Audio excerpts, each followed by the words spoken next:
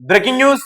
ఢిల్లీ నుంచి గోవా బయలుదేరిన ఇండిగో విమానం మార్గ మధ్యంలో ప్రమాదానికి గురైంది. పైలట్ వెంటనే దాన్ని గుర్తించి చాకచక్యంగా వ్యవహరించాడు. దాదాపు 197 మంది ప్రాణాలైతే కాపాడగలిగాడు.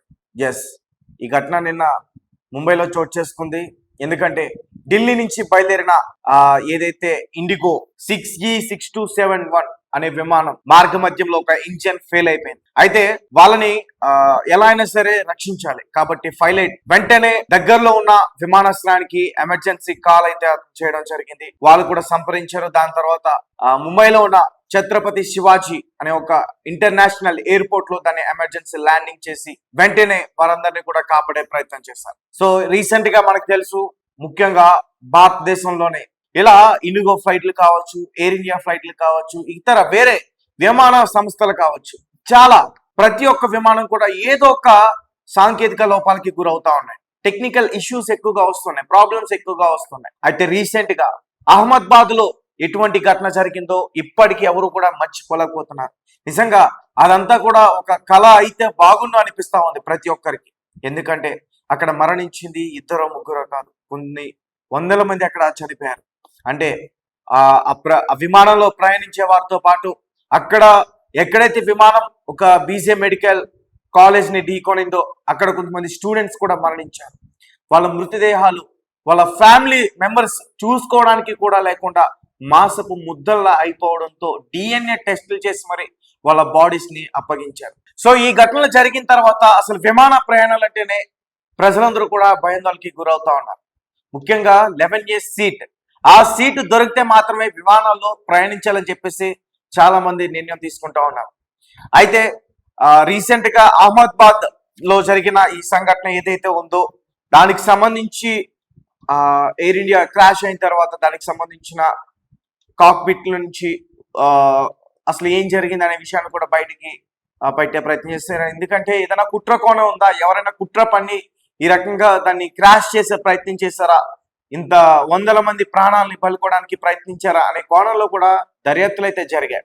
అయితే రీసెంట్ గా దానికి సంబంధించిన కాక్పిట్ సంబంధించిన వాయిస్ ఏంటి, ఆ పైలట్ అసలు ఏం కోరాడు, ఏం రికార్డ్ అయింది, దానికి సంబంధించి కూడా పూర్తి విషయాలన్నీ కూడా బయట పెట్టారు. ముఖ్యంగా ఇంజన్స్ కి సంబంధించిన ఒక కంట్రోల్ స్విచ్ అనేది ఆగిపోవడం వల్లే ఈ ప్రమాదం జరిగిందంటూ కూడా చాలా మంది నిపుణులు చెప్పే ప్రయత్నం చేశారు. ముఖ్యంగా ఎయిర్ ఇండియా సంస్థకు సంబంధించిన CEO కూడా దీన్ని ఆయన కూడా ప్రకటించడం జరిగింది. అయితే నిన్న ముంబైలో ల్యాండ్ అయిన ఈ ఇండిగో 6E6271 ఇది ఢిల్లీ నుంచి గోవా బయలుదేరింది. గోవాలో మనోహర్ ఇంటర్నేషనల్ ఎయిర్పోర్ట్ లో ఇది ల్యాండ్ అవ్వాల్సి ఉంది. అయితే మార్గ మధ్యంలో సుమారు నిన్న రాత్రి 9:30 పైలట్ దీన్ని గుర్తించాడు. విమానానికి మొదటి నుంచి కూడా మనం విమాన ప్రమాదాలు జరుగుతున్నప్పటి నుంచి కూడా ఈ విషయాల గురించి తెలుసుకునేందుకు ప్రయత్నించాం.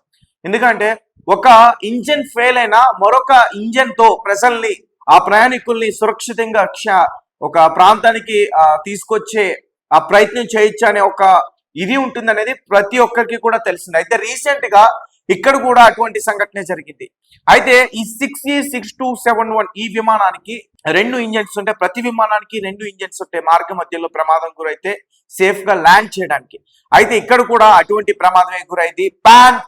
ప్యాన్ అంటూ కూడా పైలట్ ఎమర్జెన్సీ కాల్ అయితే చేయడం జరిగింది. అయితే ముంబైకి సంబంధించి ఛత్రపతి శివాజీ ఇంటర్నేషనల్ ఎయిర్పోర్ట్ అక్కడ ల్యాండ్ చేశారు. అక్కడ వాళ్ళు సహకరించారు ల్యాండ్ చేయడానికి, ఎమర్జెన్సీ ల్యాండ్ చేసుకోవడానికి అక్కడ అనుమతి లభించింది. వెంటనే ఆ పైలట్ దాన్ని ఇండిగో విమానాన్ని అక్కడికి తరలించి అక్కడ ల్యాండ్ చేసి దాదాపు 191 మంది ప్రాణాలను అయితే కాపాడగలిగారు.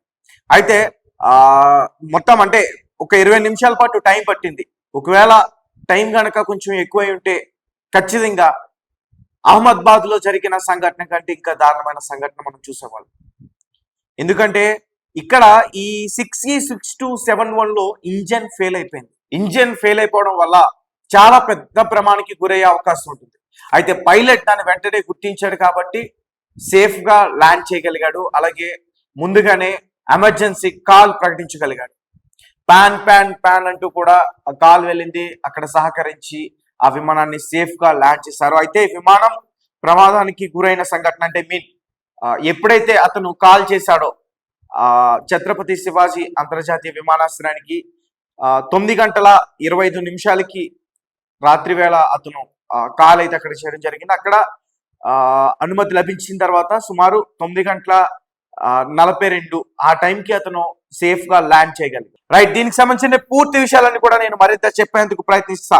అండ్ మొన్న జరిగిన అహ్మదాబాద్ ఇన్సిడెంట్ ఇంకా ప్రతి ఒక్కరి గుండెల్లో అలా మెదులుతూనే ఉంది. ఎందుకంటే అంత దారుణమైన సంఘటన. ముంబైలోని ఛత్రపతి శివాజీ మహారాజ్ అంతర్జాతీయ విమానాశ్రయంలో ల్యాండ్ చేశారు అని ఇండిగో ప్రతినిధి తెలిపారు. ప్రయాణికుల కోసం మరొక విమానాన్ని కూడా ఏర్పాటు చేశామని, విమానం తిరిగి మళ్ళీ ముందుకు కొనసాగుతుందని, దానికి సంబంధించిన అవసరమైన తనిఖీలు నిర్వహిస్తామని కూడా ఇండిగో ప్రతినిధి వెల్లడించారు.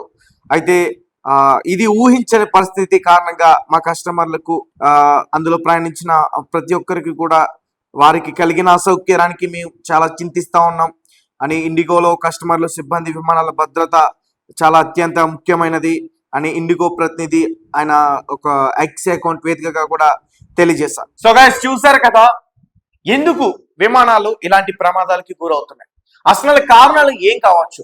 అంటే ఇలా టెక్నికల్ ఇష్యూస్ తో పాటు ఇంకా ఇబ్బందులు ఏముండొచ్చు, మీరేమంటారు?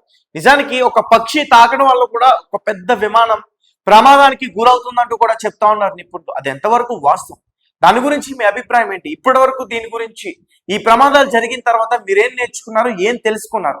11A సీట్ యొక్క దాని ప్రత్యేకతలు ఏంటి? నిజంగా నా సీట్లో కూర్చుంటే ప్రాణాలు దక్కించుకోవచ్చా ప్రమాదానికి గురైతే? మీరేమనుకుంటున్నారు? మీకున్న నాలెడ్జ్ ఏంటి? ఖచ్చితంగా మాకు కింద కామెంట్ చేసే ప్రయత్నం చేయండి.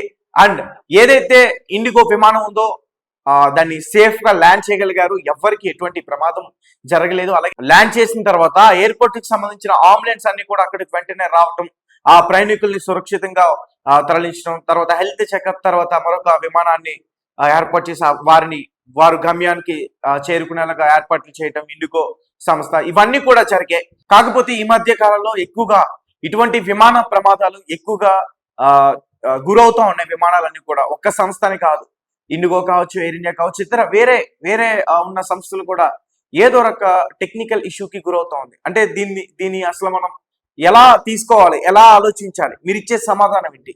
మీరు పెట్టే కామెంట్ ఏంటి? ఖచ్చితంగా మనం తెలియపరచండి. Thank you for watching. Thank you so much.